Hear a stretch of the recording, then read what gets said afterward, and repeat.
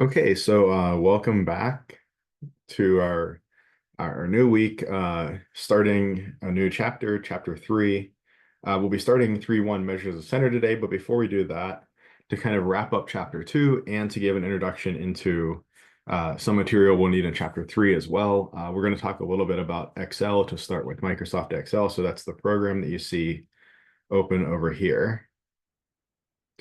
So that's the plan for today, is to do a quick introduction to Excel, talk about some of the graphic capabilities, kind of, well, I guess start with just what is Excel, and then start discussing some of the graphic capabilities and some of the things that we'll need for chapter 3. And then we'll kind of, touch base with Excel here and there throughout chapter 3, looking at how to do some of the calculations that we'll be going through in that chapter. The plan for today, like I said, is to start the first section of chapter 3, Measures of Center. Probably won't completely get through it today. And then to finish that on Wednesday and start 3.2. So we should end up, at the end of chapter 3, kind of right about where our course schedule has planned for us to be. And today's quote of the day is from chess grandmaster Daniel Naroditsky. He's a fun streamer. He streams on, I guess, Twitch, but also he posts a lot of stuff on YouTube. A lot of his recordings and so on are on YouTube. And one of the things he talks about, I guess it's less of a quote and more of just kind of a general theme that comes up. A lot of these themes that come up in chess, these ideas kind of apply to life, broader than just the game of chess. But one of the things he talks about is there's a difference between abstract and concrete advantages, that if you have an abstract advantage, you want to prosecute that advantage and turn it into a concrete advantage. So in chess, what does that look like? Well, one of the kind of main parts of the chess game is the opening, where kind of at the beginning of the game, all of your big, heavy, strong pieces are behind all these pawns. So they're kind of like stuck and hemmed in. They can't really go anywhere. So you have to get them out and into the game. And let's say that maybe your opponent moves their queen out early and you get to attack their queen a couple of times with some of your smaller pieces. That lets you move more of your minor pieces out while they're shuffling their queen around, trying to get it not captured. And so maybe you end up with a development advantage. Maybe you have, say, 3 pieces out from behind your pawns while your opponent only has 1. That's an advantage for you. But it's more like an abstract advantage. It's an abstract advantage in the sense that if you, make a couple slacker moves, if you just move a couple pawns around, don't really do much, then in a couple of moves, your opponent's going to bring 2 of their minor pieces out, and that advantage has disappeared. You're pretty much on equal footing now. On the other hand, you can turn that abstract advantage into a concrete advantage. You can maybe keep attacking your opponent's queen and force them to, say, give up maybe a bishop or something to avoid having their queen taken. Well, that means that your opponent's not going to play with the bishop for the rest of the game. So that's a more concrete advantage. You've turned that development advantage, which could disappear very easily, into something more concrete. Now, what does that look like in life? I think there's a lot of applications, but kind of the 2 that come to mind for me, kind of in the context of, most of your lives right now. Well, one of them is career. So you're, attending school here, you're going through this process of getting a degree, a credential. Most of you are doing that for the purpose of, getting a certain career. You either want that career because you like the work, you find purpose in it, you see that it's a good, family supporting career, probably, hopefully, kind of some combination of all of those things. But if you get your degree, that's kind of an abstract advantage. Not abstract in the sense that it can go away, but an abstract in the sense that getting the degree doesn't get you that end goal, that terminal goal. It's kind of one step on the way. So if you get a degree and then just, sit there waiting for somebody to pound down your door with a job offer, it's probably not going to happen. But if you take that abstract advantage, that degree, and you push that forward, and you turn that into a career that you find fulfilling and that you can progress in, and that supports you financially and with purpose and so on, you've turned that into a more concrete advantage. And I think, more locally in time, especially for remote courses, there's, for whatever reason, even though we meet, 2 times a week, just like say a normal on-campus course, there's a little bit more kind of planning that needs to go into it. It just takes a little bit more upfront work to kind of stay on track in a remote class than in an on-campus class, and even more in an online class, an asynchronous class than in a remote class. So maybe at the beginning of your week, you sit down and you say, okay, these days, these times, I'm going to study for this subject, or I'm going to write that paper, or you write out this plan for your time that week. And that's great. That's a wonderful thing to do, but that's an abstract advantage. If you say, instead of studying, when I come up to my study time, I'm going to go and play video games, or I'm just going to sleep in or whatever. Well, that doesn't push that advantage forward, right? That advantage just disappears. If you make the plan and don't execute on it, well, that potential advantage goes away.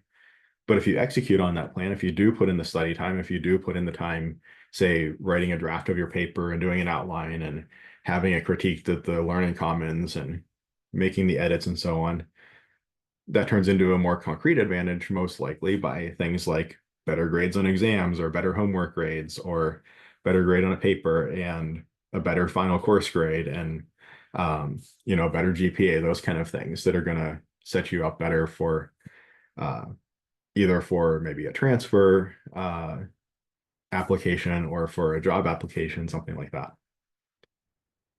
So I think that's an important idea in life, is that, when we have advantages, number one, to recognize them, to recognize that I'm good at this thing. Can I kind of lean my career in that direction? But also to recognize that some advantages we have are more abstract, and we have to actually do something to execute on those to make them more concrete advantages. Okay, so before we jump into Excel, are there any questions on anything from last time, from chapter 2, from the homework, anything like that? All right. So I have these 3 Excel files that we're gonna work through today. Let me actually pop those in chat. Move my chat window over here, and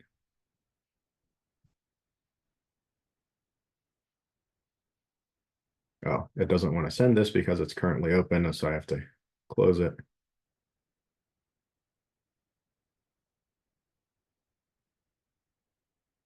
All right, let me try that again.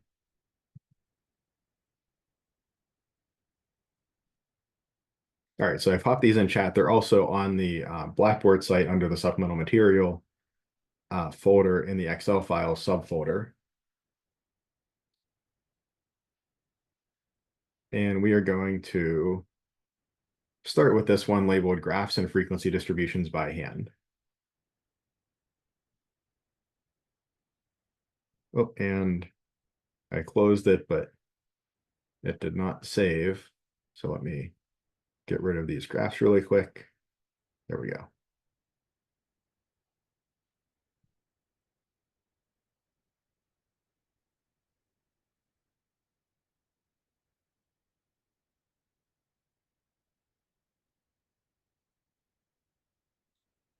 So we're going to start by writing out some graphs by hand.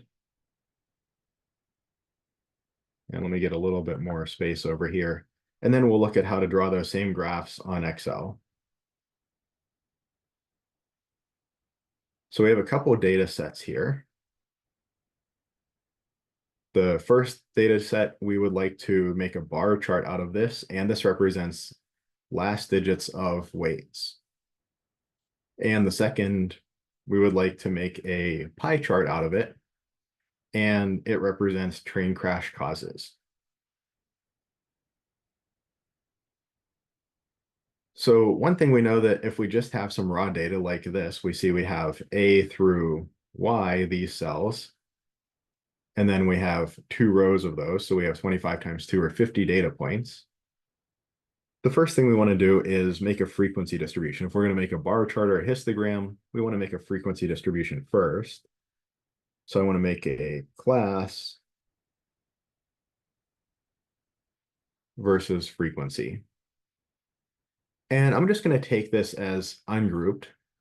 First of all, last digits of weights, it's not super clear that that really should be like a ratio number because it's just the last digit of somebody's weight, right? So, a zero is not necessarily in some sense inherently less than a one. That might represent like 150 pounds versus 141 pounds or something. So I'm going to treat these more as just categorical data. I will write them in numerical order, um, basically just because that seems like a good thing to do, but I'm not even really thinking that there's necessarily an inherent ordering or ranking here.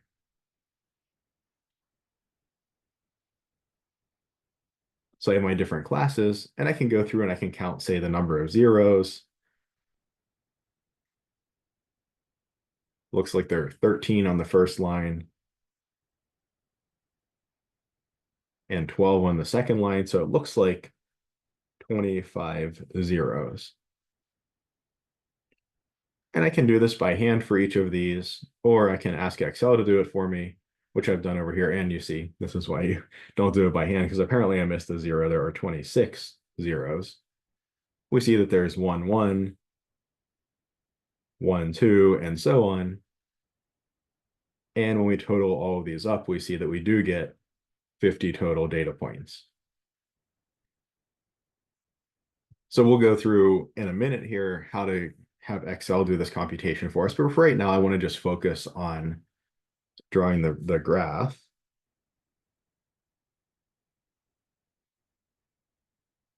So now I have my frequency distribution. I have 26 instances of 0, 1 instance of 1, 1 instance of 2, 2 instances of 3, and so on. So I see that my frequencies go from 0 to 26. So maybe I'll make 5 tick marks in increments of 5. So this is 25, 15, 5. And then I have different classes. 0, 1, 2, 3, 4, and so on. Oh, no, ninth one, or no, 10th one over there, 0 through 9. Okay, so I see 0 occurs actually 26 times. So let me draw a bar with height just bigger than 25 there. 1 and 2 both occur 1 time. So a little short bar for each of those. 3 and 4 occur 2 times, so a slightly less short bar for those two. 5 occurs 12 times, so that's right between 10 and 15.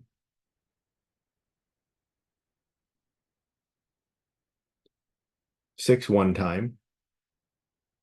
I'll give it a short bar. 7 0 times. I still leave the space in there for that 7 bar, but it's a bar of 0 height, so we just don't draw a bar there. 8 occurs 4 times. So maybe something like that. And then 9, 1 occurrence. And something that we see that's interesting, doing some exploratory data analysis, is we see there's a whole bunch of zeros and fives and not a whole lot of anything else. So that's kind of interesting. That if we think a little more about that, we would think a person's weight would be pretty uniformly distributed for the last digit from 0 to 9. People don't typically weigh like 1 or 2 pounds. They typically weigh like 150 or 200 or something pounds. So the difference between, 1 pound on that scale is pretty small. So if you had 100 people step on a scale, you would expect to get, say maybe roughly 10 people whose weight ends in 0, 10 whose weight ends in 1, and so on. But that's clearly not what we see here. We see a lot of zeros and a lot of fives. Can anybody think of a reason that we might see lots of zeros and fives in this kind of data?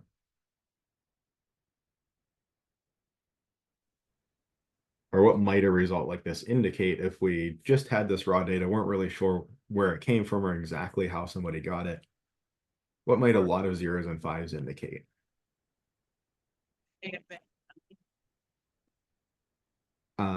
Sorry, I didn't catch that. Rounding their weights, rounding them up and or down. Yeah, exactly. Exactly. So this is indicative of reported data. So if you ask somebody what's your weight, they're probably, you know, if they don't get offended, they're probably not going to tell you to the pound exactly what they weigh. They're probably going to say like, oh, I weigh about 175 pounds, or I weigh about 160 pounds, or something like that. It's just kind of the way that we report numbers. We tend to round to the nearest 10 or maybe the nearest 5. We tend not to be super precise on, you know, things like this. So this might indicate that the person collecting the data was using reported data, just asking people what their weight was, instead of actually having them step on a scale, which might be a little more reliable. So that's something that we can kind of tell from just looking at the data set like this in a histogram. We see that there are these very clear kind of two peaks that seem kind of strange. We wouldn't expect that from this scenario. And we have at least a potential reason for that. Okay, we might want to ask Excel to do this work for us, though. So one way that we can do that is we can set up a frequency distribution. We'll write out the classes by just, and let me start maybe from scratch here. We'll write out the classes just by typing in 0, 1. And one thing you see with Excel is you can type in words like class. And when you type words into a cell, that's what these little rectangles are called. They're called cells. When you type a word like class in, it kind of aligns to the left. Excel knows that that's a piece of text. So if we go up here to like number and it's set to general, it recognizes this as text, not a number. But if I type in something like 0, it recognizes that as a number. So it thinks of this as the number 0 or the number 1. And you notice that I, just by clicking on these different cells, and by the way, I mean, I would recommend that you follow along with me. I don't think I explicitly said that, but I would recommend that you open these Excel files and kind of follow along on your computer with me. It's going to make a lot more sense to kind of do it while I'm doing it. And if you don't catch everything on the first pass, if you miss something, that's perfectly fine. You can always come back, rewatch the video, Google it, pop in office hours, anything like that. So, you know, don't expect you to be an Excel wizard on, you know, your first time using it, but at least if you follow along a little bit, it's going to stick a little better. So you see that you can, you know, click on an individual cell and select it, click on another cell and select it. If you start typing, that whatever you type just goes into that cell. It overwrites what's already in there. If you start typing and you didn't want to start typing, just hit escape, and that will clear out what you typed and revert to what you had in there last. One really nice thing about Excel is it's fairly smart. So if I click and drag to select two things, 0 and 1, then you might see that like around most of this selection, there's just this green rectangle, but in the bottom right corner, the very bottom right corner, there's a little square just to the bottom right of the 1. If I hover over that square, I get a black plus sign. Most of the time when I'm like hovering around Excel, I get a white big plus sign. Sometimes when I hover around this border anywhere else, I get this kind of black cross, but it has arrows at the end. This is indicating you can like pick these up and move them around if you wanted to. And as an aside, for almost anything on computers, Control Z or Command Z undoes whatever you just did. So if I accidentally grab this and move it and I say, oh, I didn't want to do that, Control Z. I don't know who invented Control Z, but they're like my favorite person in history. So Control Z just undoes whatever you did last. If you mess something up, Control Z almost always puts it back. But if I select these two and I hover over the bottom right, I see that my cursor changes to this just straight black cross or straight black plus sign. If I either double click here, if I'm on a laptop trackpad, or if I click and hold and drag, I see that Excel is smart enough to know that, oh, okay, there's a pattern 0, 1. You've drugged to the next cell. You probably want to continue that pattern. It's usually pretty smart at this. Every once in a while, like there's a pattern you want to continue and it screws it up and it's like, comes out of left field with some other crazy pattern. But for things like this, it's usually pretty good. So if I start at 0, 1, click and drag in that corner, and then just drag all the way down, I can see this little icon coming up and suggesting that this is 9, and that's how far I want to go. So I want the classes 0 through 9. Again, I'm treating this basically like qualitative or categorical data, and just an ungrouped frequency distribution, where like a 0 or a 5 or a 3 or a 4, I don't think these as having a natural ordering or ranking, because they're just the last digits of people's weights. If these were people's whole weights, I would think much more of it being like, say, ratio data. Now, the frequency, I can go ahead and just come over here and count and say, okay, there's whatever, 26 zeros and 1 of each of these and 2 of each of these. And what were there? 12, if I remember right. 1, 0, is it 4 and 1? Something like that. It was something like this. I don't remember if these were the exact numbers, but I could write them in here, just type the numbers in. And again, Excel thinks of these as numbers. And then I could add these up and, hopefully they add to 50. I could do all of this work myself and just use Excel basically as a way to record my work. I could certainly do that. But I can use Excel for a little more as well. Excel will do calculations for me. So for instance, if I want to know what 3 plus 7 is, it's smart enough to know that 3 plus 7 is 10, for instance. Now here I have to be a little bit careful. If I just type in 3 plus 7, Excel by default thinks that what you type in is representing characters. It's representing basically just symbols with no real meaning, kind of by default. So if I just type in 3 plus 7, Excel says, okay, you want me to display this set of pixels that kind of looks like what we would say is the number 3, and then next to it, this set of pixels that looks like a plus, and next to that, this set of pixels looks like a 7. So it doesn't do anything. The way that I tell Excel, hey, the thing I'm going to type in, I want you to interpret it as something like math or a function, or I want you to interpret this, what these symbols mean, not just what they look like, is I start with an equal sign. Anytime I start a line with an equal sign, that tells Excel that what comes next, I want you to do an actual computation on. I want you to take these things that I'm typing in and think of them as mathematical operations, for instance. So now if I do equals 3 plus 7, saying, hey, what follows, this 3 plus 7, think of these as mathematical symbols with a deeper meaning than just put these pixels in this place on a screen. Now I see it does a computation. I also see that it right aligns it like it did for these things that look like numbers. Numbers tend to be right aligned to cells and text tends to be left aligned to cells. So that's one way that you can tell the difference. For instance, if I forced a number to be text, you can do that by appending an apostrophe to the beginning. So apostrophe 9 says, I want to force Excel to think of this as text, just display these pixels in this arrangement. You see it left aligns it. That's actually kind of a common source of errors. If you have something, going wonky in your spreadsheet and you can't figure it out, this is something you can look at. Excel has gotten smarter and it will kind of throw an error for you and say, hey, I think you want this to be a number, but you have it formatted as text. Are you sure that you want this? But we do see that the Excel is thinking of this as a number because it's right aligned.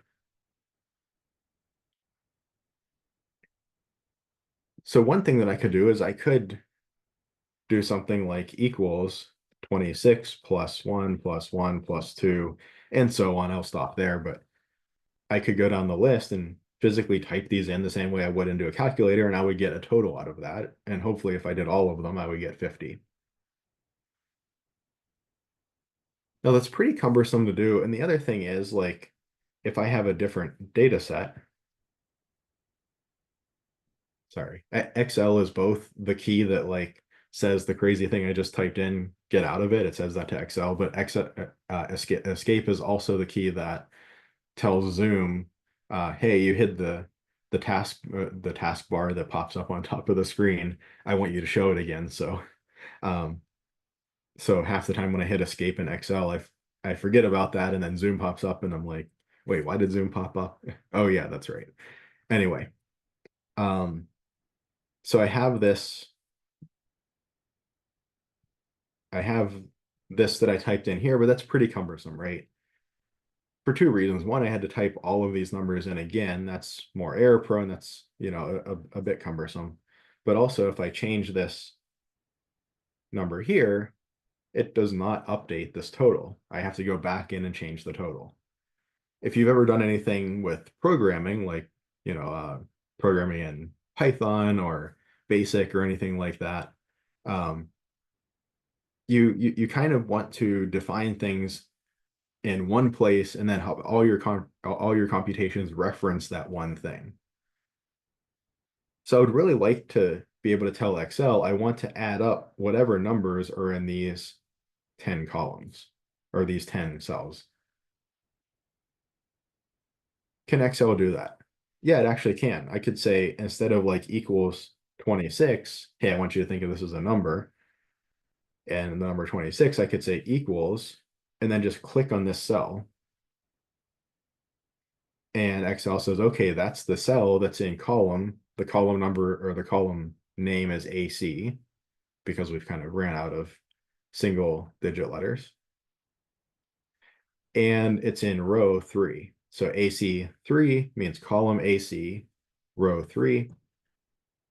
And I see that when I type equals and click this cell, Excel says, okay, grab the value from that cell and put it in this one. So now if I update this to say 27, it updates this one as well. I only have to update in one place, and then it updates my rest of my spreadsheet if I've done everything by reference this way. The other super nice thing that Excel has is the ability to do functions. So I could type equals, and then instead of typing just a basic operation like add, subtract, multiply, divide, which it can do just fine, I can ask it to do a more complicated operation, something like sum. So I'm going to input some numbers and I want you to add them together. I want you to give me the sum of 1, 2, and 3, which I'll separate by commas to indicate that those are three different numbers, not, say the number 123 or something like that. Just like any other normal function, if we have f of x equals x squared, we say f of 2 equals 2 squared. In the parentheses is the argument for the function. It's the input for the function. So we start with the equal sign to tell Excel, hey, the thing that's following, I don't want you to think of this as just random text or pixels on the screen. I want you to think of this as me asking you to calculate something or compute something or really do something for me. I give it the function. The function that I want to use is the function sum, which adds things together. And then the things I want you to add together are, say, 1, 2, and 3. And we see it adds together 1, 2, and 3 for me and gives me 6.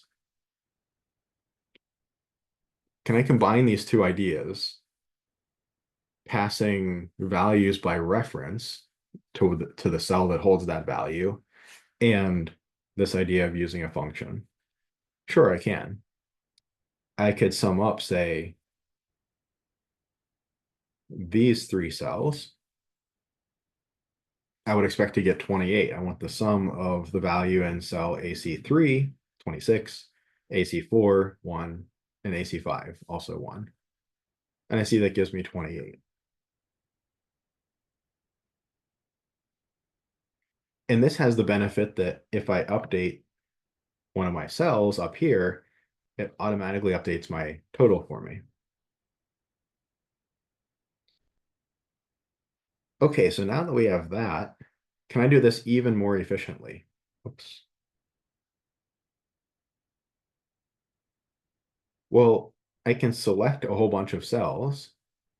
Instead of putting each cell into here individually, I can do equal sum and then just click and drag to select all of the cells with my frequencies in them from AC3 down to AC12. You see, it puts a little colon in there. That tells you that it's considering all the cells from AC3 to AC12 and all the ones in between. I'll close out the parentheses. So the inputs into my sum are what's highlighted in blue here. And that will give me the sum of 50. So it looks like I probably didn't remember the numbers correctly.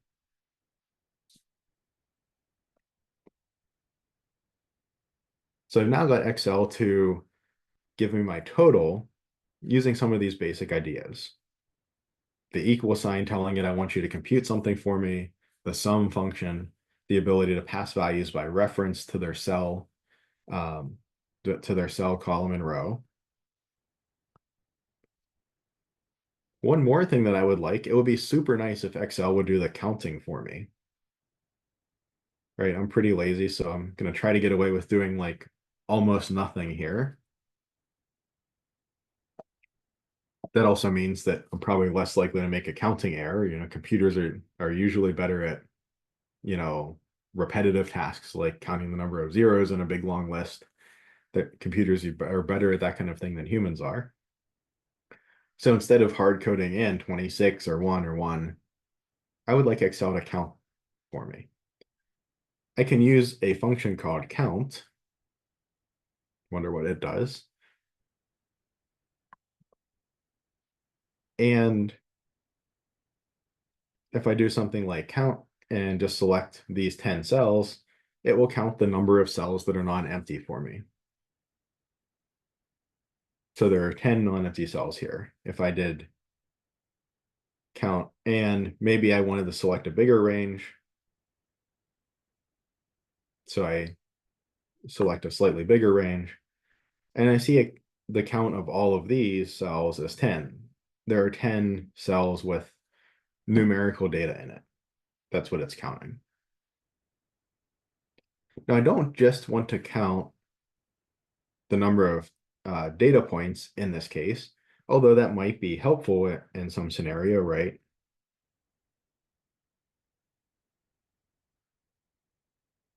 I could count all of these and I get 50. So, right, that might be a useful thing to be able to do in some scenarios. But if I'm looking to make a frequency distribution, I don't want to just count all of the data points for each of these frequencies. I really want to count a data point if it satisfies a certain criteria. So we're getting a little into the weeds here, and we're on the beginning of the learning curve where it's quite steep right now. So if you don't understand kind of where the details of this are coming from, not a problem.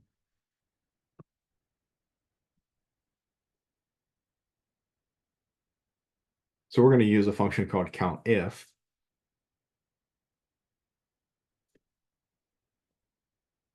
And here we have a range. This range over here. And we have criteria. What's the criterion? In other words, I want to count a cell if it matches this criterion. Well, maybe I want to count the zeros. So count if the cell is 0. And I see that counts and gives me 26 cells that match my criterion of having a 0 in that cell. So I could do this up here. So count if this range, if I have a big range like this, I can click and drag to select it. Sometimes that can be a bit of a pain, clicking and dragging. So again, pretty much anything on a computer, if you click, instead of clicking and dragging to select, you can click, hold shift, and then click again, and it'll kind of select everything in between where you started and ended, your first and second click. Now, sometimes the computer's definition of in between is very different from what you'd expect, but for something like this, it's pretty clear. So I can either select all of this data by clicking and dragging, or I can click, say, the top left cell that I'm interested in, hold shift, click the bottom right, and it kind of selects that whole rectangle for me. So I want to count all of the cells in this range that have a 0 in them. And I see that gives me that 26. And I can do that again. Count if all the cells in this range with a 1. I could do this 10 times, and I mean, the look would be the same here. But if I switched my data set around, if I change this 5 to a 0, I see it automatically updates everything for me.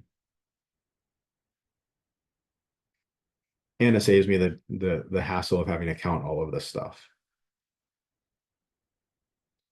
Now, one thing that's super nice about Excel is, again, we can kind of like take an idea and copy it down. I really don't want to type this whole equals count if, go through, select the thing, comma, type the number I'm interested in, end parentheses. That's a lot of repetition of the same work. I can make things even a little more streamlined. So we're building concepts here. At this point, we could make a whole frequency distribution, no problem. So if you're happy at this level, that's perfectly fine. But I'm kind of showing you a lot of different possibilities. So you can either come back to this later on. Some of you might have more programming experience or more experience working with Excel, and you might, this might be, more useful for you. You can build in more efficiencies and leverage more of Excel's tools, the more you know. So one thing I might want to do is, say, take this idea and drag it down. So that I don't have to type this equals count if stuff every time. One thing that I noticed, though, it's kind of unfortunate, is this first one works well. It's counting the data that I wanted to count. It's relating it to 0, which is what I want. But my next one, it relates it to 0. I guess I could fix that pretty easily and just put a 1 in here. But the bigger problem is that it actually shifted my cell references, the thing that I'm counting, down by 1 cell. So because I clicked and dragged down 1 row, it keeps the relative reference the same. So in other words, for this 26 here, it said, go to the left however many cells that is and go down 2, and that's where I want you to start your rectangle for counting. This one's saying go all the way to the left, go down 2, and that's where I want you to start your, that's where I want you to start your rectangle of height 2 where you count. So because these cells here are passed by reference and it's considered a relative reference, so how far left, right, up, or down from this cell are the cells that you're interested in looking at, as I click and drag, it changes that relative reference. It changes it from the data that I'm interested in to something I'm not interested in to something that's, basically complete nonsense at this point. We're trying to count whether these random words match 0. So how can we deal with that? There are basically 2 ways to handle this. One way is to say, okay, these cells, instead of passing them by relative reference, instead of saying, I want you to go left however many cells, down however many cells from the one that I'm in right now, and start your computation there, I can pass it by an absolute reference. I can say, I always want to use the cells A5 to Y6, no matter what. I do this by hitting F4. If you're on a Mac, I think it's Command T, if I remember right. And that locks these cells. That puts a $ in front of each row and column reference. And that dollar sign says, I want to pass these by absolute reference. I always want to use cell A5 to cell Y6, no matter how I click and drag or copy this formula. Now, if I copy this formula down, now forget about that they're all 26s, but we see that the data set of interest stays the same. So by locking these cells, by passing by this absolute reference instead of a relative reference, instead of relative to the position we're at, we're saying, here's the absolute position. Kind of like if you were geographically somewhere, instead of saying go 3 blocks east and 1 block south, you're saying go to this street corner, 5th and Main, like, you know, I don't care where you are, go to 5th and Main. That was one way to solve this. Another way to solve this that's a little more elegant and probably a little more useful, the way that I would recommend for this course, is I can start off, before I even start any of this frequency distribution stuff, I know that I'm going to be interested in this group of cells here. This is what contains my data. I can actually rename this whole set of blocks. So each one of these blocks has a name, like, for instance, C5 or F6, but I can give this whole set of blocks a name if I would like. Often I'll just call this something like data set or something like that, but let's give it something a little more descriptive. I'm going to go up here just above this letter A for the A column, just above that. Oops, it did something there. Let me reselect these. Just above this A, you see it says like 2 rows by 25 columns is selected. That's just telling you how many rows and columns are selected.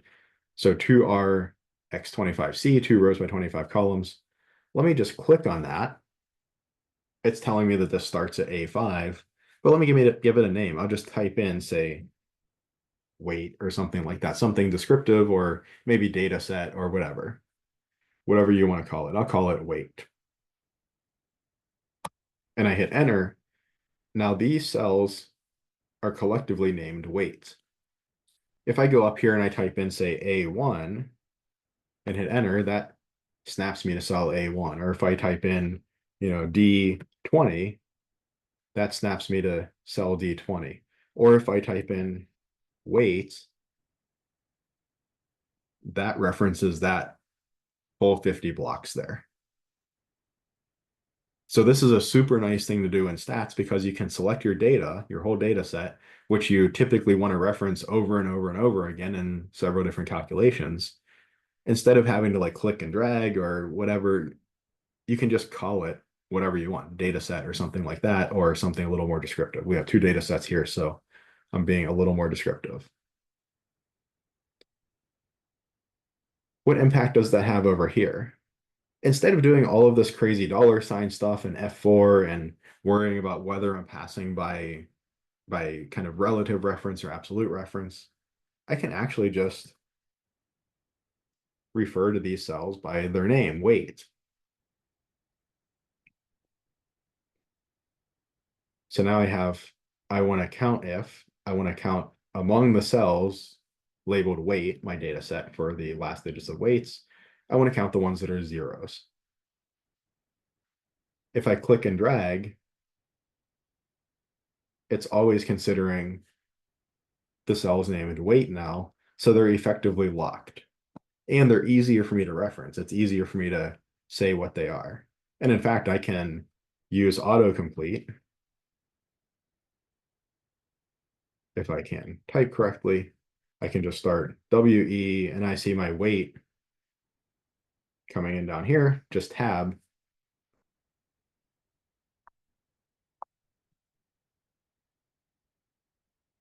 And then if I want to, I can go down in each one of these and change 0 to 1 to 2, etc.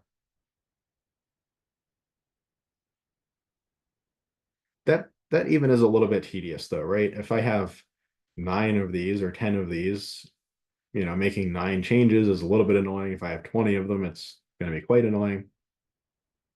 I actually can go one step further. And I think this is getting pretty into the weeds. But I could even go in here and say, I want to give an abstract reference for the things I want you to count among, the cells I want you to count among this idea of weights. I would also like to give you an abstract reference for the pattern that I want you to match. So here, I want you to count if it matches the pattern that's in this cell. So we see that it's trying to match the pattern that's in this red cell that has 2 in it amongst the blue data, and it found 1, 2. Now when I click and drag, note that I reference this cell by relative reference. It's not a locked cell, so it's not going to always be column AB, row 5. It's going to be the cell that's to the left of the cell that I'm operating in.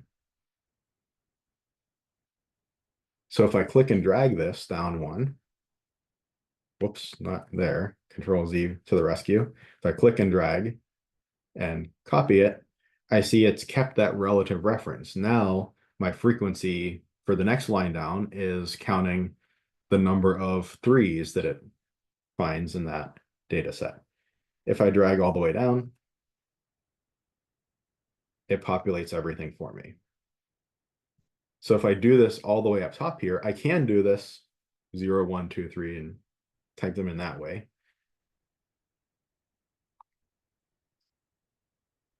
But now all of this will live update. If I decide to change this for set to 7 for whatever strange reason, it updates.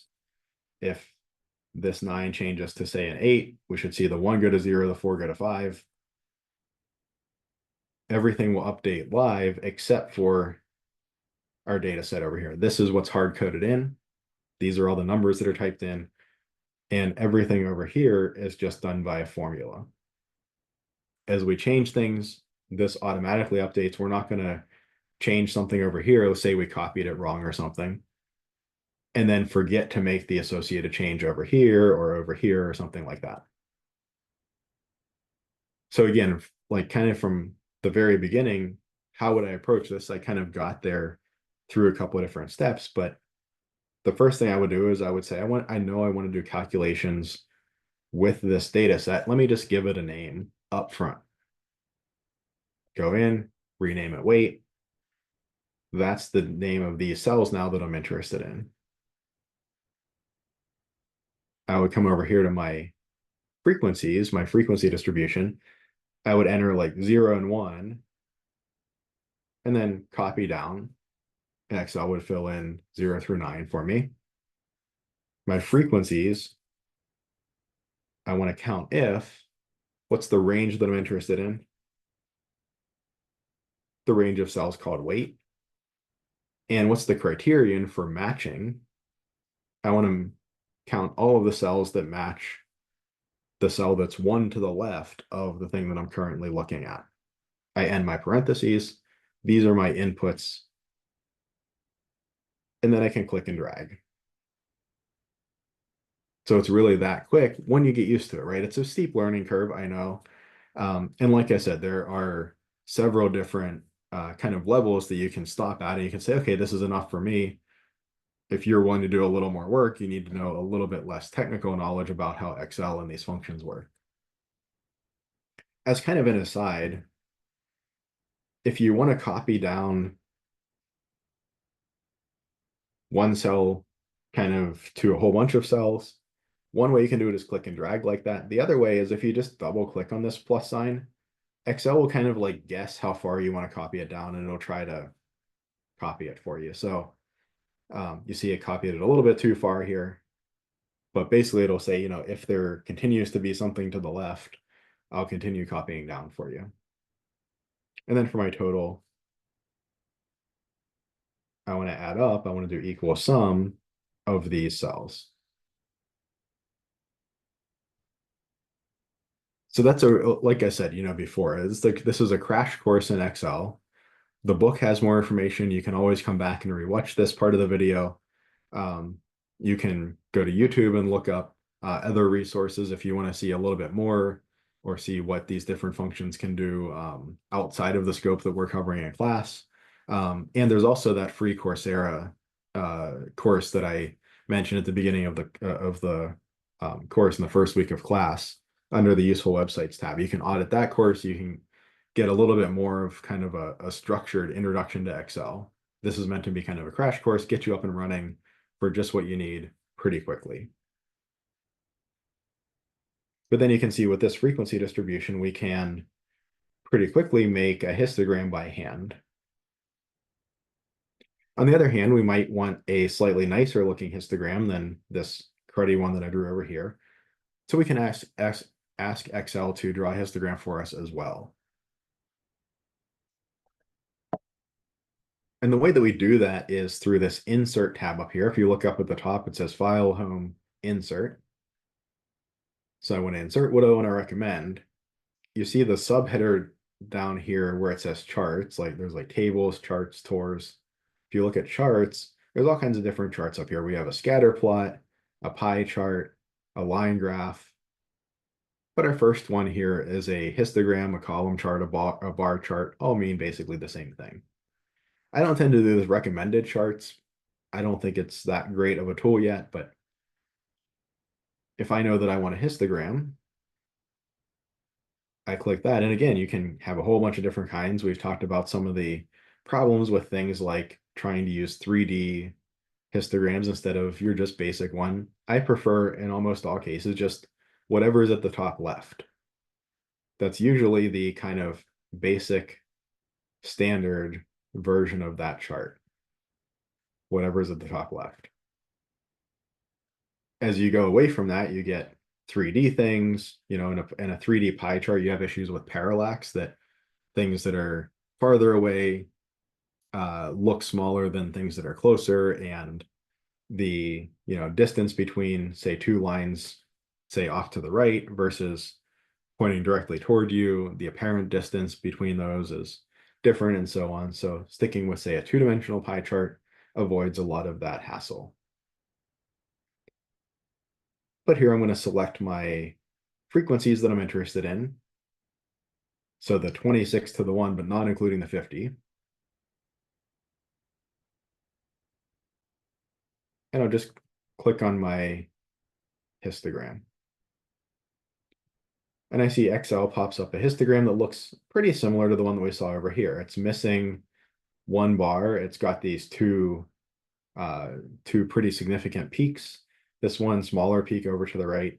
I do notice one thing though. It seems like the peak is related to the number 1 and the second peak to the number 6. They should be 0 and 5. I have to be a little careful whenever I add a chart in. The x-axis here, the axis corresponding to the classes, well, it didn't pick that up, right? It didn't pick up these classes 0 through 9. Sometimes I can get away with selecting all of the data like this and hitting histogram, and it'll kind of work out correctly what's what, like what's the data and what's the class names. Sometimes it gets them backwards. Sometimes it tries to like graph them both on a single chart. Let's see what it does. I'm actually kind of curious. It seems like whatever it feels like. Yeah, so see, sometimes it does things like this where it's trying to graph like 0 and 26. So a bar of height 0 and a bar of height 26 in the first column. And then 1 and 1, a bar of height 1 and a bar of height 1, 2 and 1, bar of height 2, bar of height, right? So if you try to get too slick with it, a lot of times you end up spending more time fixing the problem than if you just start a little simpler and then build it out from there. Okay, so we have this chart. We can change the title if we want to. We can either click it and just kind of click on the border and hit delete and delete the title, or we can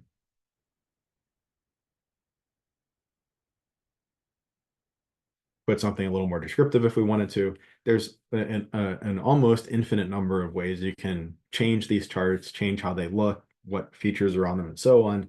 You can poke around in Excel and play around with some of that, or if you see a chart that you like that somebody has posted, you can just Google, like, you know, describe what it is that you like on the chart, and, you know, Excel histogram, how to, whatever, you know, make dark border around boxes or something, and it'll probably come up with something that will tell you how to do that.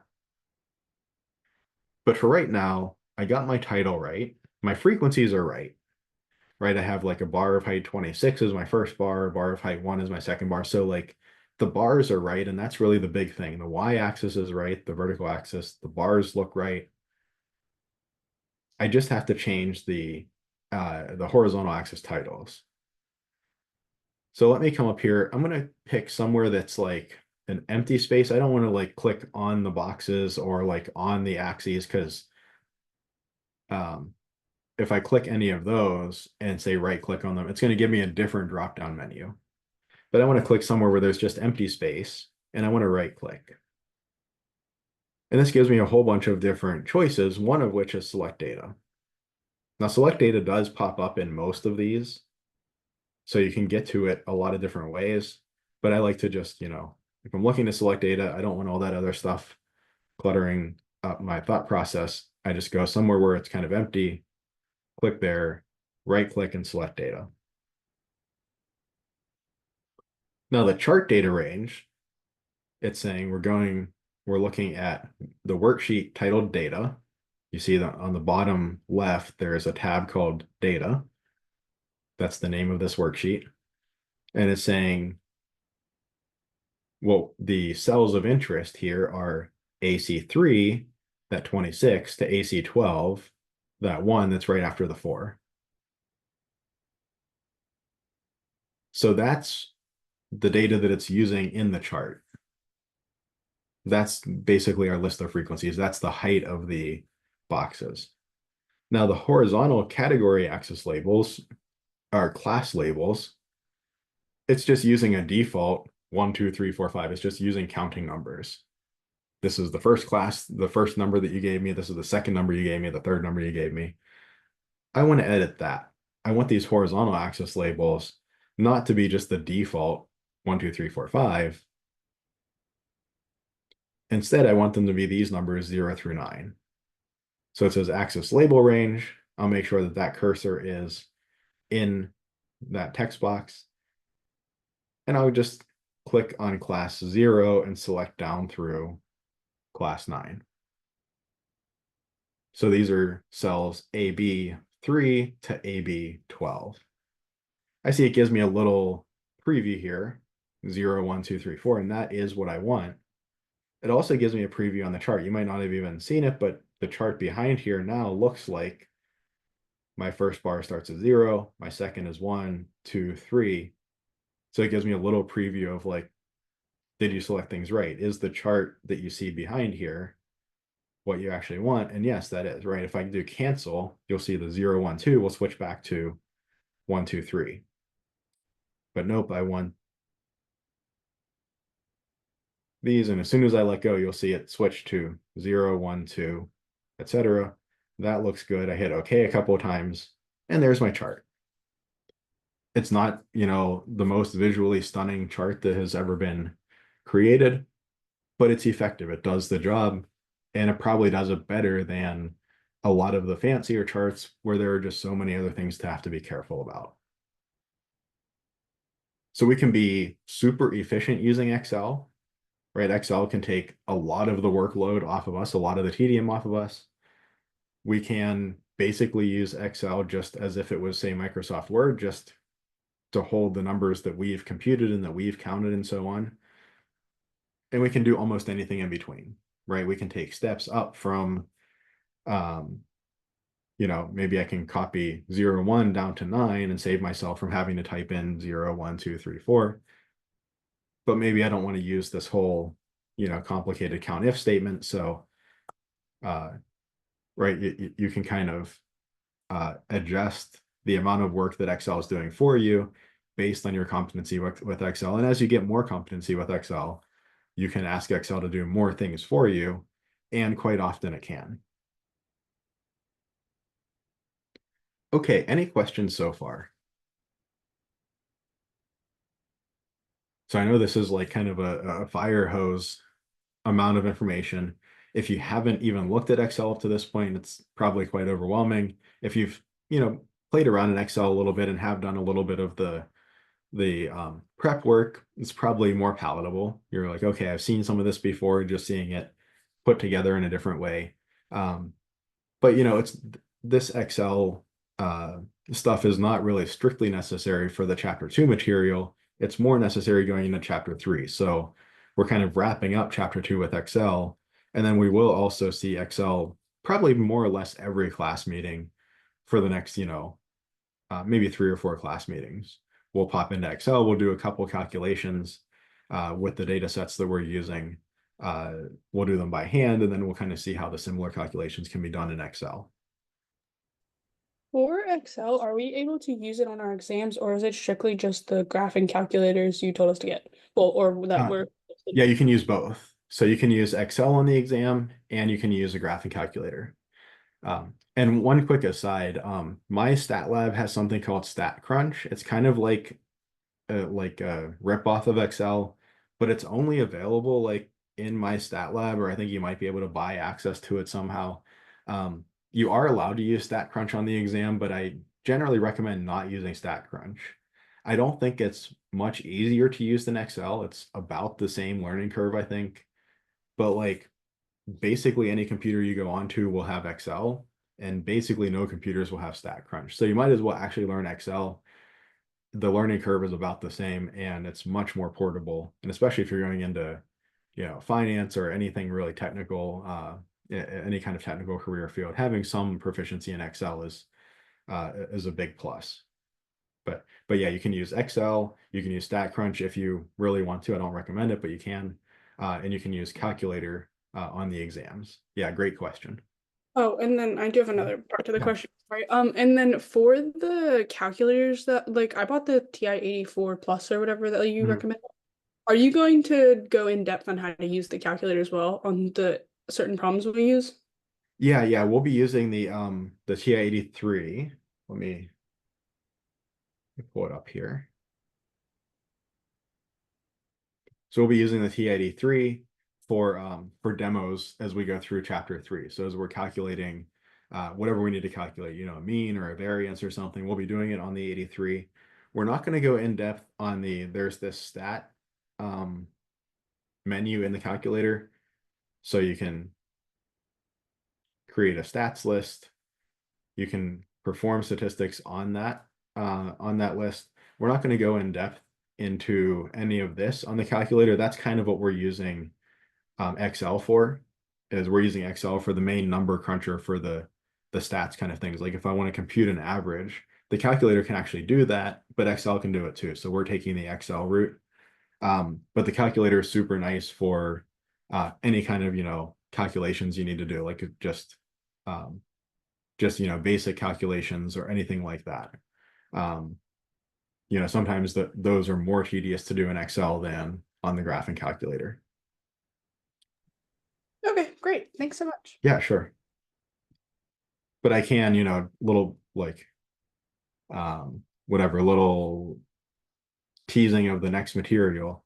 I can do something like average all these numbers together. Probably wouldn't be sensible to average these numbers because they're not really ratio, they're not really even probably ordinal. But they're numbers, we can compute an average for them. We see that Excel can crank out an average for us super quickly. So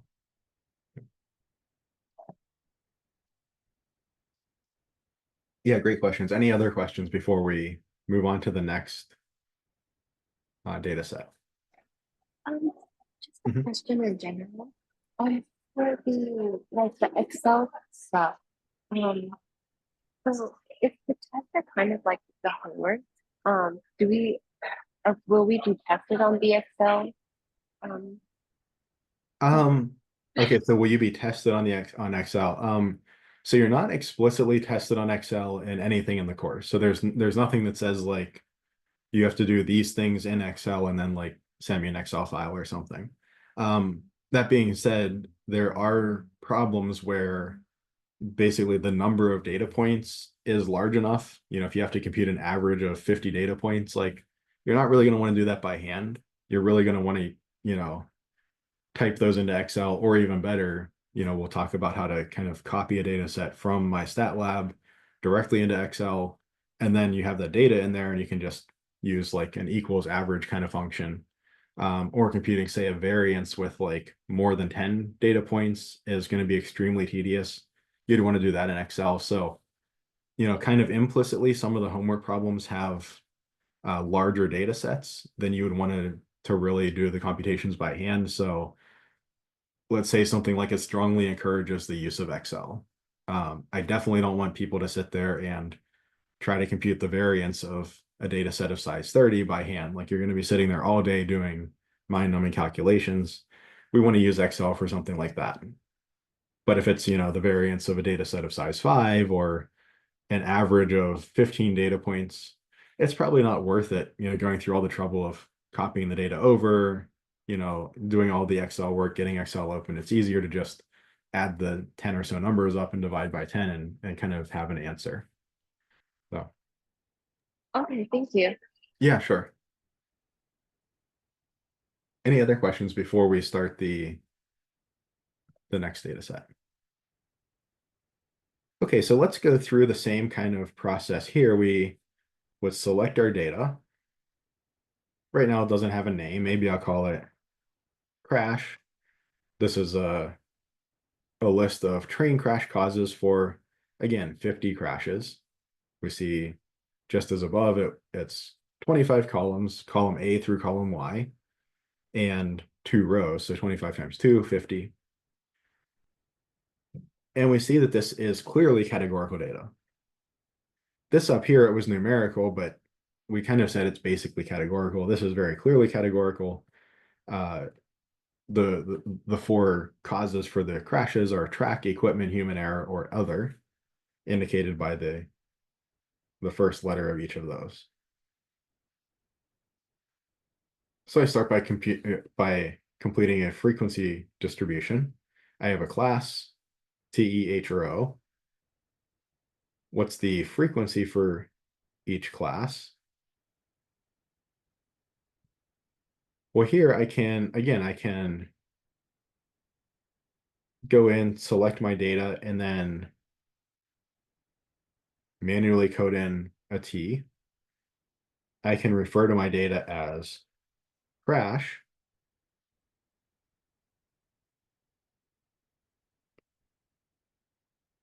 I can code in each of these. That's probably not such a bad thing to do in this case because I only have 4 cells to manipulate. I see that my total comes out to be 50. I could, even if I wanted to, and this is where the syntax and programming and so on gets a little complicated. If I want to refer to this other cell, sometimes it works directly. Let's see if it does. I'm actually not sure if this will work. Okay, it actually does. So I can just refer to this cell directly. And then I don't have to type in E, H, and O. I can just use those cell references. Sometimes it's a little wonky and you have to type in like an empty string and then an ampersand to append to that string the contents of this cell. And I'm honestly not sure when you have to do that and when you don't. So I do it this way. If I try it the easy way, just referring to the cell and doesn't work, then I start with an empty string and append the string in the cell to it. And I'm not sure when. It might be dependent on the version of Excel or whether you updated it or some other crazy thing. Who knows? But it does seem to work here, at least on my version of Excel. That's one of the unfortunate things about any of these programs is there are so many different versions and they change some of these things slightly between versions that things do sometimes break or they work one way in one version and a different way in a different version. Now for a pie chart, I want to represent relative frequencies, right? If I have a pie chart like this,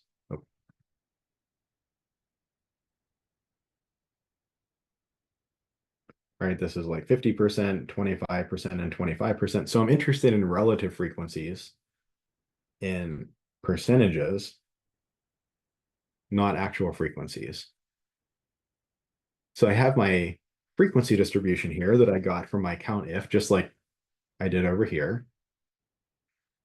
So there's 23 occurrences of the track causing the crash. There's 9 occurrences of equipment causing the crash and so on. There's a total of 50 occurrences of crashes here, 50 data points. My relative frequency is just the ratio of these two. So my relative frequency is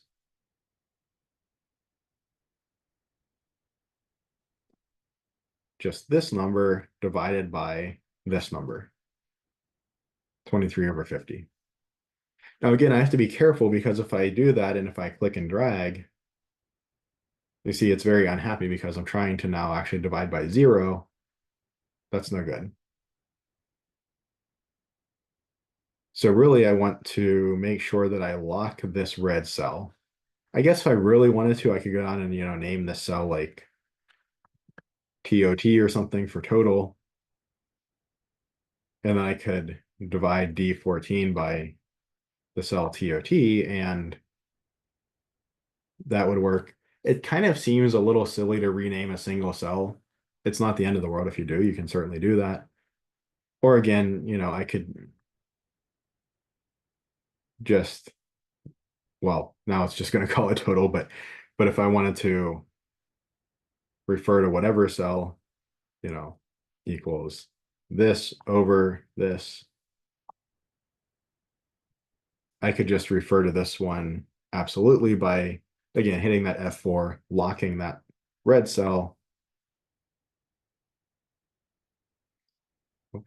And then when I drag down, if I can select it, there we go. I see that that red cell has stayed put, even though I've dragged the formula down one. I could do it either way. I guess since I named a total and it really doesn't want to let me do it the other way, I'll just go back and do it that way. Double click, it'll populate it down for me. I might want to check, make sure that these sum to 100%. Okay, looks good. It automatically popped this over here for me, I think. I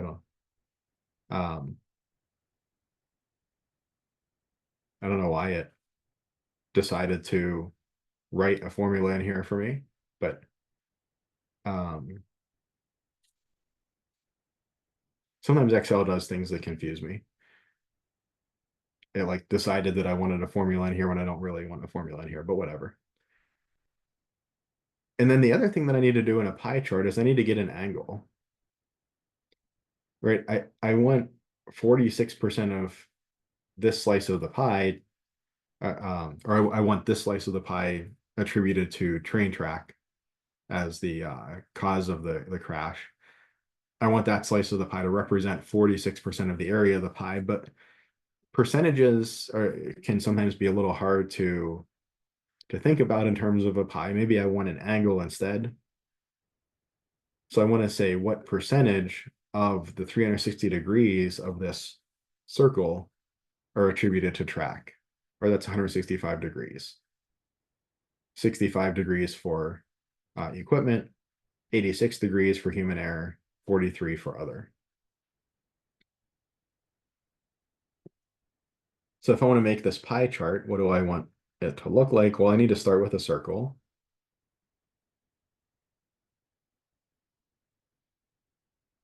It's not a great circle, but this is not art class, so we'll call it good enough. I'm going to look for angles that are easy angles for me to deal with. 90 degrees, pretty easy, 180 degrees, 45 degrees. Well, I see that human error is about 90 degrees. So we'll make a little 90 degrees, or it's 24%, so about a quarter of the circle. And that will be human error. So we've got that one. Other is 12%, or about 1/8, or it's 43-ish degrees, or about half of 90 degrees. So maybe so this would be another 90 degrees, that bottom right corner, but I'll take half of that.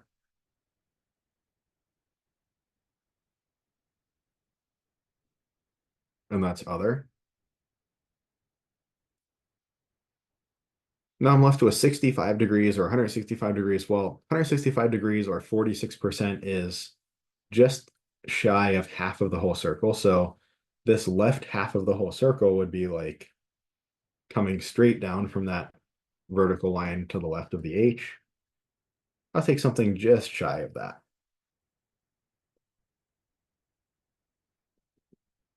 And that is track problems. And then what's left over has got to be equipment problems.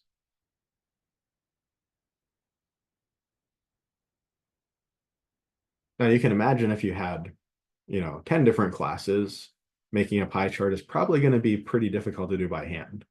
You're going to have like a compass and protractor or something to make it look, even somewhat decent. So with 3 or 4, it's not all that bad because I can kind of draw an initial vertical line and then kind of, work off of that and get most of the rest of my slices dialed in. But if I had, say, 10 slices to attribute, it's going to be much more challenging. We can also ask Excel to do this. We can look at our classes and frequencies, select them. Again, go up to Insert. Instead of histogram, and we could choose histogram, by the way. It would make us a nice histogram. Not bad at all. But if we wanted to do a pie chart, we'll choose pie chart. Now we see the way that it chose to make the slices is different than the way that we chose.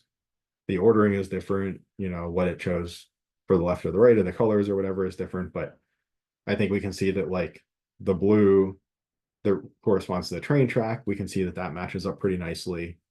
The 90 degrees for the human error, this kind of gross green color over here, that's consistent even though it's in a different spot. The purple for the other, that's about half of 90 degrees, that's up here. And then the red for the equipment problems, a little bit less than 90 degrees. And again, we can go in and, change the chart title. We see that there's a legend down here. We can do all kinds of things with this, right? We can put the percentages on there. There's all kinds of variations of these that you can do. There are even some options where we kind of mentioned that one of the shortcomings of a relative frequency point of view is we don't have the actual frequency. Does this plot represent 10 crashes, 10,000 crashes? Well, hopefully not 10,000 crane crashes, but does it represent a small sample, a huge sample, a moderate sample size? I don't know. But there are versions of the pie chart where you can have it overlay the actual frequencies on each of the slices. So you kind of get the best of both worlds at the cost of a little more complexity. You're putting a little more information on there that somebody has to digest, but they can really quickly see the relative proportions. And if they want to dig a little bit deeper, they can look at each of the numbers and see the kind of rough size of the data set. So lots of different things you can do with this, but we can get this pie chart here pretty easily. If for whatever reason something didn't come up right over here, we can right click, go into select data. We can change our actual data range, our actual frequencies if we wanted to. We could change those around if needed. I can't really select this too easily here, but this C14 to D17, we could change that around if needed. We could change the category axis labels. If things really went wonky, we could just go in and just pick the frequencies, insert a pie chart, and you see it just gives the kind of arbitrary labels now, like 1, 2, 3, 4. Select our data, and then select our axis labels, right? So it Excel usually, when it tries to figure out, say, what's the data and what are the class names, things like that, it usually is pretty good about getting that right. But especially if your class names look like numbers or something, it gets confused sometimes. So you can go in and do it a little more manually by just selecting your frequencies, getting your chart on the screen. Once the picture looks the way that you want it to look, then changing things like the axis labels or the title, or even just deleting the title. Those are, you know, not too difficult once you get the picture looking the way that you want it to look. If the picture doesn't look the right way, then manipulating things to get the picture to look right is often a lot more difficult than getting the picture right and then changing some of that other ancillary stuff. Any questions on any of this?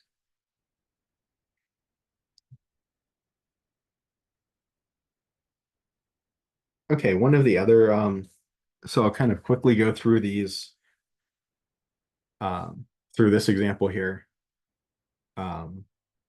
We are running a little bit towards the end of class, so this Excel intro or crash course is taking a little longer than I had planned, which isn't a big deal. We were running a little bit ahead of schedule, so I'm not super worried if we don't start chapter 3 today. But if we look at the monthly S&P return for the years from 2013 to 2015,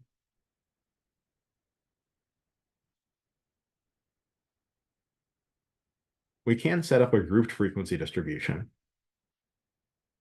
If we wanted to do this and get, say, a histogram that looks like this to get an idea of, you know, what full percentile range was the rate of return in for each of these full percentile ranges, how many months had that rate of return is what I'm trying to say. So I see 3 months returned between -3 and -4%, 1 month between -2 and -3%, and so on. If I start with my S&P data, my challenge is that I need to make a frequency distribution where I can count whether I'm in a certain bin, whether I'm bigger than a certain number, but not bigger than another number, something like that. There's maybe a couple ways I could do this. Maybe one thing I could do is like round to the nearest whole number percentage point or something. That's kind of messy though, because, right, depending on which way I round and all of that, I might not be attributing the data points to the bin that I really think that I'm attributing them to. So even though it's a little more complicated, I think this is the better way to do it. I'm going to set up my class boundaries, and then I'm going to use a pair of COUNTIF statements to count. So my class boundaries, like say -4%, which I can just type in this way, -4%, and Excel recognizes that that is a number. I can, you know, say for instance, double it, and that gives me -8%. So Excel does recognize that -4% like this is actually a number. Again, I can check that by seeing that it right aligns instead of left aligning, or by, you know, trying to do a calculation on it, just making sure that it works. It's like, okay, Excel does think of this as a number. So -4% to -3%. And then I want to go from -3% to -2%. And I see I want to go all the way up to a bin of 5 to 6%. Where did I figure that out? Well, I looked at what my min and max were. So how can I do that? Let me just move these down a couple.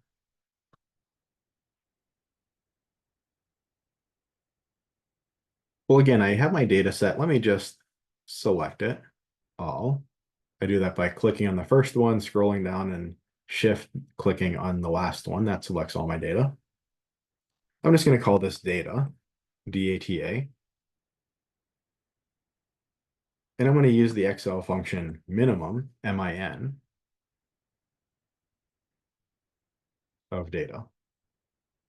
And I see it did indeed select the right set of cells that I want to take the minimum of. And it tells me the minimum return is -3.5% or so. So a leftmost bin of -4 to -3% will capture all of my data on the left side. And then for the max, that'll tell me what my rightmost bin has to be. Equals max of data. 5.49%. So I know I need to go all the way up to a right endpoint of 6%. So -4 to -3. If we continue in that progression, my last bin is going to be 5% to 6%. And then doing the same thing over here, -3%, -2%, all the way up to 6%.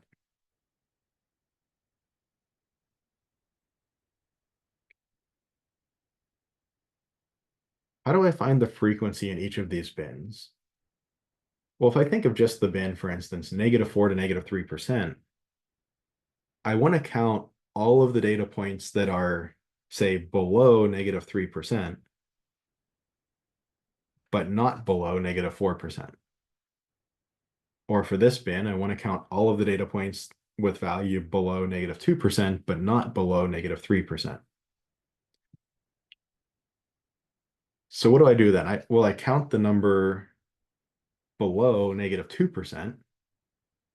That counts the ones that I want, but also maybe some others. So then I subtract off the ones I don't want. I subtract off the ones that are below -3%. So let me start by I want to do equals count if my data range, I want to be data. And what's my criterion here? Let's just count the number of data points with value less than -3%. I know there's at least one of them, so I should get at least the number 1 here. I can't just, say click on this cell again, because that's just going to count the data points that have value exactly equal to -3%, and there are none of those. But I need to do a less than. So I could type in here less than, say, -0.03. That should work. And I see that it says there are 3 of them. Are there 3 data points that are less than -3%? Well, there's 1, there's 2, and there's 3. So that does seem to work. I can put in parentheses the symbols less than what? The number -0.03. Now, I do notice that that's going to count all of the data points with value less than -3%. But I want to, now it won't affect the result in this case, but in future cases it will. I want to subtract off all of the data points with value less than -4%. So I can do minus, then I have the same thing, which I can just maybe copy and paste. So minus count if data less than or equal to -0.04. This counts all of the data points that have value less than -3%, and then gets rid of any data point that has value less than -4%. So we're only looking at data points that are in this bin.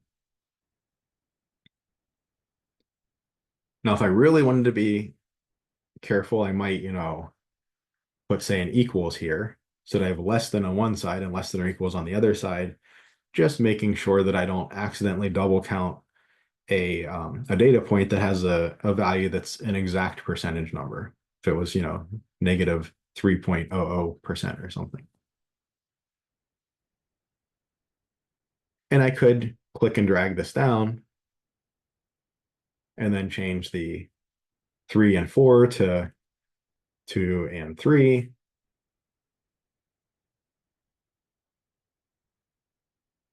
Or to 1 and 2, and so on. And I could work my way down, getting my answers here. So I see this 3, 1, 3 works fine. I could do that. It's a little bit tedious, but it's not bad. The other way I could do this, and again, if you're not used to programming and syntax and so on, this can be a little bit annoying to do. So maybe you don't want to do it this way. Maybe you just want to go through and change those numbers and then get your frequency distribution. But I could say, okay, I went to, whoops, hit my trackpad there by accident. I want to count the number of cells in this group data. What's my criterion? Well, I want to be less than something, but I want to be less than a cell reference. I can't just type in like less than what, like E11, because it doesn't really know what that means, right? Even if I get rid of this, we see that that's just zero. Clearly, there's stuff that's less than 0% return, but I just missed all those because, I mean, E11, I'm putting this inside quotes.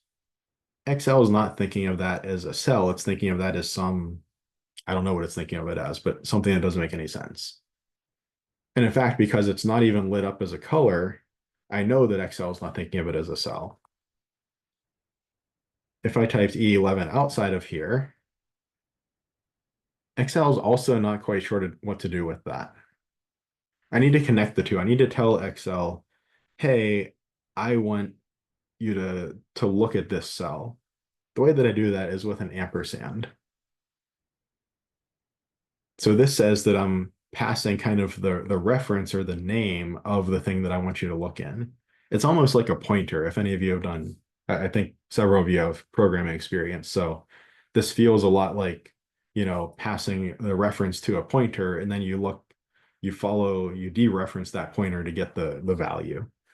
So I know a lot of you have, or some of you have dealt with Python and so on. So maybe you don't deal with pointers and dereferencing pointers and all the craziness that entails. But if you've ever done anything with C, you definitely know about pointers, or even, you know, C++ and Java. I think they use them a bit.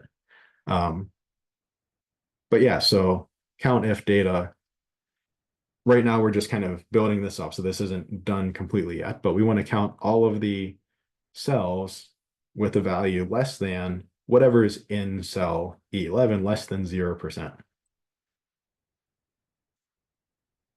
And that does seem to have worked. I got these 7, and I'm guessing that there should be one more cell with value between -1% and 0%.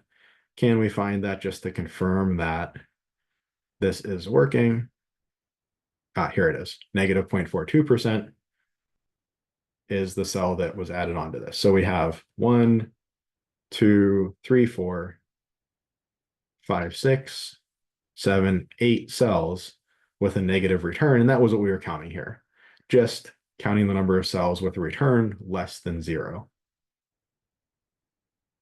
Now, again, that kind of counts the stuff that I want in this bin, but also all the stuff that was in the bins further to the left. So I need to now subtract off something very similar. I'll just copy and paste this. So I want to subtract off count if data. Let's change this to less than or equal to, just so that we make sure to capture all of our data points exactly once. We don't double count anything. We don't miss anything. And instead of E11, I see I want to reference cell D11. So I'll just kind of hard code that change in. D11. Easier for me to just change one letter than to try to select it, delete it, pick a different cell, anything like that. I can click and drag, or I can double click. And I see these are my frequencies. Probably a good idea to just check. I did a bunch of crazy things here. So there's a total of 24 data points that were counted. Actually, instead of putting it down there, maybe I'll put it up here. Number of data points. Let's count data. We have 24 data points. We captured 24 data points in our frequency distribution. I feel pretty confident about this. Let's make a histogram. Select our frequency. insert histogram.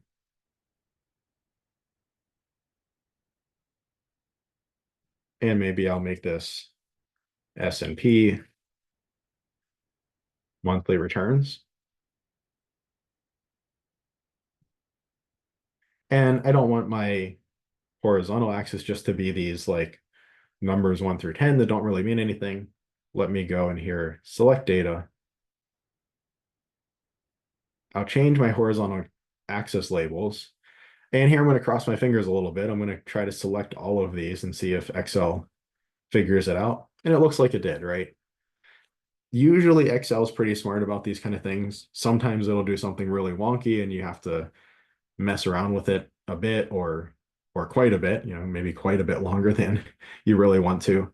But usually it's pretty smart about this. So -4 to -3%, that has a frequency of 3, -3 to -2%, frequency of 1. That all looks good. And there's my histogram. That's a pretty complicated histogram, right? I mean, we had to make a group frequency distribution. We had to use our COUNTIF statements here. We had to manipulate the graph a bit. So this is a pretty difficult Excel problem, or even a, non-trivial by hand problem. But again, we can use Excel to like leverage most of its tools to have it crank out the frequencies for us, the totals, the histograms. Or we could go almost the opposite direction. We could have gone through and just set up our bins by hand, typed in -4%, -3%, -3, -2, all the way down. We could have counted the number of data points in each of those bins, hard coded in our frequency. We could have, typed in 3, 1, 3, and so on.